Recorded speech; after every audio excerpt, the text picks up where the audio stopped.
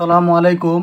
আজকের ভিডিওটি যারা আইপিএস সম্পর্কে জানতে চান এবং আইপিএসের কত ওয়ার্ডের কত লোড দিতে হয় এবং আইপিএসের সম্পূর্ণ বিষয়ে আপনাদেরকে এই ভিডিওতে বলবো। তো আজকের ভিডিওটি খুবই গুরুত্বপূর্ণ। তো এই যে দেখতে পাচ্ছেন এখানে বিভিন্ন ধরনের বিভিন্ন ব্যাটারি, বিভিন্ন মেশিন।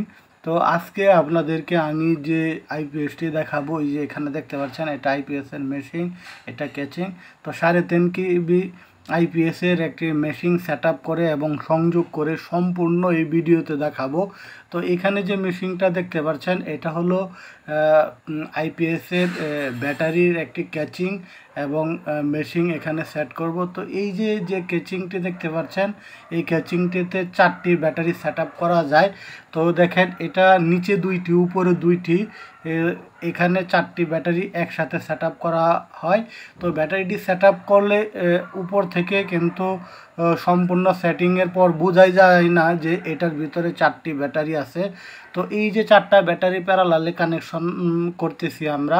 তো 4টি ব্যাটারি প্যারালালে কানেকশন করে তারপর আমরা মেশিন এবং লোড দিব।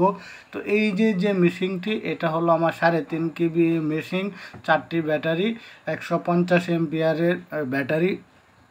তো এই 3.5 কেবি মেশিনে আমরা 2300 ওয়াট লোড দিতে পারবো। তো এখানে দেখতে পাচ্ছেন কম্পিউটার, প্রিন্টার, ফ্যান এবং আমাদের লাইট, এগুলো আমরা হিসাব করে প্রায় 2300 ওয়াটের লোড আমরা দিব।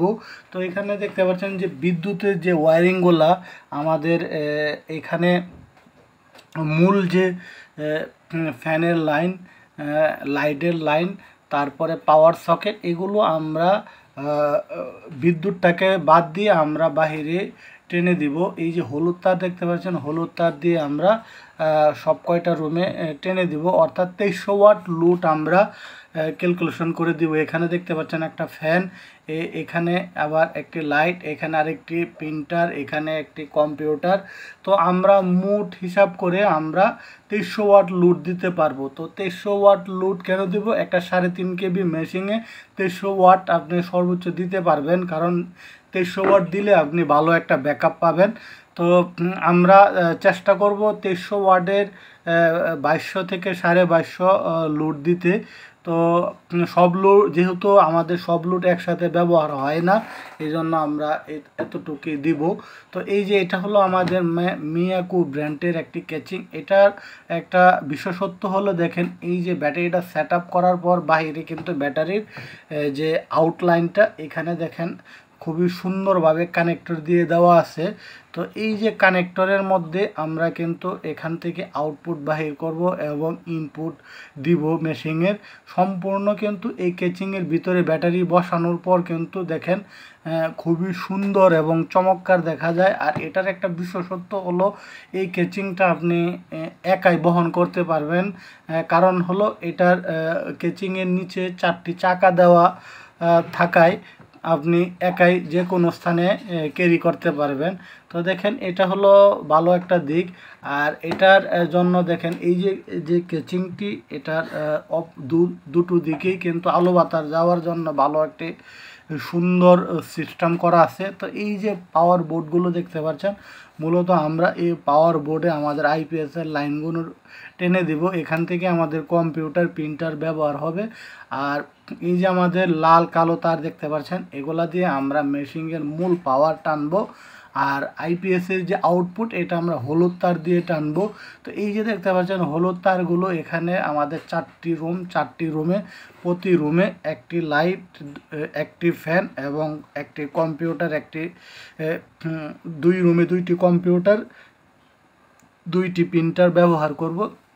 তো এই যে দেখতে পাচ্ছেন এই রুমেও একটি লাইট, একটি ফ্যান আমরা ব্যবহার করব। তো এভাবে আমরা 2300 ওয়াট লোড দিব। তো এই যে 3.5 কেবি যে আইপিএসের মেশিন, তো এটার আর একটা বিশেষত্ব হলো মাইক্রো ব্র্যান্ডের যে মেশিনগুলো, এগুলো কিন্তু সাইন ওয়েভ। তো সাইন ওয়েভ আপনার বিদ্যুৎ যাওয়ার সাথে সাথে দেখবেন, সাইন ওয়েভ ছাড়া যে মেশিনগুলো আপনি বিদ্যুৎ চলে গেলে কিন্তু বুঝতে পারেন। তো এটা কিন্তু বুঝতে পারবেন না, বিদ্যুৎ যাওয়ার সাথে সাথেই কিন্তু আপনার অটোমেটিক আপনার লাইনটি ধরবে, আপনি বুঝতেও পারবেন না যে বিদ্যুৎ চলে গেছে। এটাই হলো সাইন ওয়েভের বিশেষত্ব। আর এই যে যে তারটা দেখতে পাচ্ছেন হলুদ তারগুলো আমরা মিডিলে রেখেছি মেশিনটা। তো আমরা যেহেতু 4টি রুম ওয়ারিং করব, এই জন্য হলুদ তারগুলো আমরা টেনে নিচ্ছি। টেনে তারপর আমরা প্রত্যেকটা ফ্যানের সুইচের যে মূল ফেজ আছে ফেজটা বাদ দিয়ে দিব, দিয়ে আমাদের যে হলুদ যে তারটা এটা আমরা ফ্যানের লাইনে দিয়ে দিব। অর্থাৎ এইটাই হবে আমাদের মূল সোর্স। যখন বিদ্যুৎ থাকবে এই আইপিএসের সাহায্যে আমাদের বিদ্যুৎটা সাপ্লাই হবে হলুদ তারের সাহায্যে। যখন বিদ্যুৎ চলে যাবে তখন ব্যাটারি থেকে আমাদের বিদ্যুৎটা সাপ্লাই হবে। অর্থাৎ এটাই আমাদের বিদ্যুৎ চলবে, এটা দিয়ে আমাদের আইপিএস চলবে। তো দেখেন আমরা যে তারগুলো মাপ মতো কেটে রেখেছি, এখন শুধু আমরা ওয়ারিং করে নিচ্ছি। তো ওয়ারিং করে তারপর আমরা প্রত্যেকটি যে লাইনগুলোতে আমরা টেনে দিব। তো এই যে আইপিএসগুলো 3.5 কেবি মেশিনের আপনারা 2300 ওয়াট লোড দিবেন। তো ওয়ারিংগুলো যদি কনসিল করা সম্ভব হয় না, পরবর্তীতে যে পুরাতন ভবনগুলো এগুলো ম্যাক্সিমামে বাহির দিয়ে এভাবে টেনে নিতে হয় ওয়ারিংগুলো। আর এখনকার সময় যে ভবনগুলো করা হয় প্রত্যেকটি ভবনে কিন্তু বিদ্যুতের লাইনের সাথে সাথে জেনারেটরের লাইন টেনে রাখা হয় এবং আইপিএসের লাইন।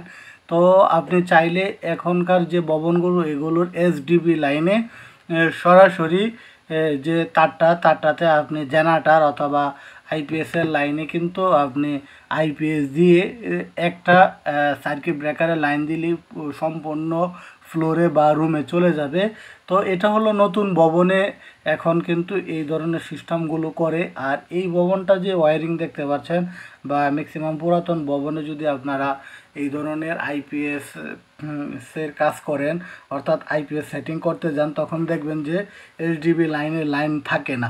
তো এই ক্ষেত্রে আপনার যে কাজটি করতে হয় এভাবে চ্যানেল দিয়ে অথবা কেবল ক্লিপ দিয়ে আলাদা তারটা টেনে তারপর আমাদের ওয়ারিংগুলো করতে হয়। তো এখানে দেখতে পাচ্ছেন যেহেতু পুরাতন একটি ভবন, তো এই ভবনে আমাদের চ্যানেল দিয়ে পূর্বের লাইনগুলো টানানো। তো আমরা ওই লাইনগুলো খুলে জাস্ট আমাদের যে আইপিএসের তারটা টেনে দিচ্ছি।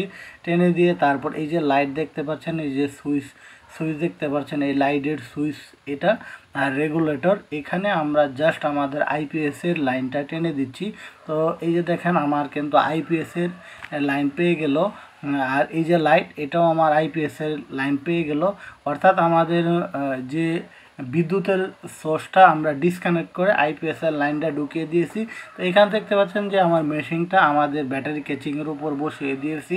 তো মেশিনের লাইনটা সরাসরি ব্যাটারি ক্যাচিংয়ের বাইরে যে আউটপুট এখানে সংযোগ দিয়ে দিয়েছি। আর এখানে যেটা ট্যাপিং করা হচ্ছে এখানে 3টি তার, একটি নিউট্রাল, একটি ফেজ, হলুদ তারটি হলো আউটপুট। তো এটা দিয়ে এই ফেজ নিউট্রাল, লাল তারটি ফেজ, কালো তারটি নিউট্রাল, এটা দিয়ে আমাদের মেশিনে পাওয়ার সাপ্লাই হবে বিদ্যুৎ। আর হলুদ তারটি দিয়ে আমাদের ব্যাটারি থেকে বিদ্যুৎ লাইনটি আউট হবে, অর্থাৎ আইপিএসের লাইনটি। তো এটাই মোটামুটি আপনাদের দেখানোর চেষ্টা করেছি। আর এই যে আইপিএসের কানেকশনগুলো এভাবেই কিন্তু মূলত দেওয়া হয়। তো আশা করি আপনাদেরকে খুবই সহজে ভিডিওর মাধ্যমে বোঝানোর চেষ্টা করেছি, আশা করি বুঝতে পেরেছেন। তো এই যে তার ট্যাপিংগুলো কিন্তু আপনারা অবশ্যই প্রত্যেকটা কালারের সাথে ম্যাচিং করে ট্যাপিংগুলো করবেন। তো আর এই যে মেশিনগুলো এইগুলো কিন্তু এভাবে মূলত সেটিং করা হয়। তো বন্ধুরা, চেষ্টা করেছি আপনাদেরকে খুবই সহজভাবে সাবলীলভাবে দেখানোর জন্য এবং শেখানোর জন্য। তো এই যে কাজগুলো এই কাজগুলো কিন্তু মূলত এভাবেই করা হয়। তো সবাই ভালো থাকেন, সুস্থ থাকেন, আল্লাহ।